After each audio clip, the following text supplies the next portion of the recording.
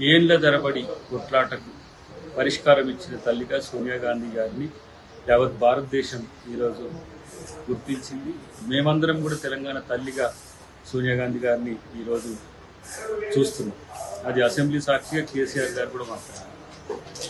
ఏదో రాజకీయంగా పోటాపోటీ కొరకు తెలంగాణ బాపుగా కేసీఆర్ గారిని అభివర్ణించడం అంటే అది తెలంగాణ సమాజాన్ని అవమానపరచడం ఒక రకంగా. ఆయన టీఆర్ఎస్ బాపు, తర్వాత ఆయన తన రాజకీయ స్వార్థం కోసము, రాజకీయ ప్రయోజనాల కోసము తెలంగాణ రాష్ట్ర సమితి అనేదాన్ని భారత రాష్ట్ర సమితిగా మార్చింది.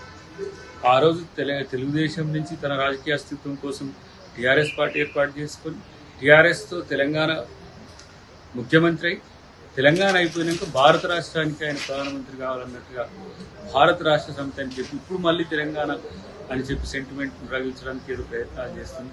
ఇది కాకుండా 10 సంవత్సరాల సంబరాలు తెలంగాణ ప్రభుత్వం చేస్తుంది. ప్రతిపక్షాలను, ప్రజా సంఘాలను, ఉద్యమకారులను, విద్యార్థులను అందరినీ గౌరవించే ఒక కార్యక్రమం తెలంగాణ ప్రభుత్వం చేస్తుంది. కాబట్టి దాంట్లో అందరూ పాల్గొని తెలంగాణ సమాజపు లక్ష్యాలను, ఆకాంక్షలు నెరవేర్చేదానికి సహకరించాలని కోరుతున్నాను.